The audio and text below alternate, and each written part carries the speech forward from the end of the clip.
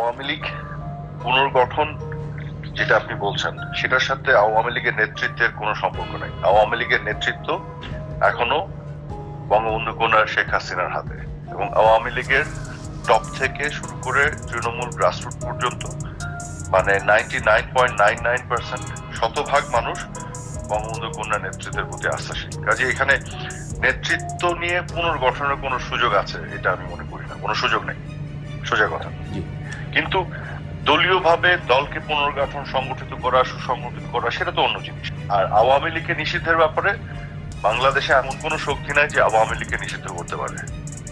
এই দেশে জন্ম দিয়েছে আওয়ামী লীগ, এদেশের গ্রাসরুট তৃণমূলের কোনায় কোনায় আওয়ামী লীগের অবস্থান। হ্যাঁ, আওয়ামী লীগকে নিষিদ্ধ করার কোনো শক্তি নেই বাংলাদেশে। বাংলাদেশে রাজাকার পাকিস্তানি এবং পাকিস্তানি পেতার দ্বারা নিষিদ্ধ হবে, আওয়ামী লীগ হবে না। যার যে দেশ জন্ম দেয় তাকে নিষিদ্ধ করা যায়।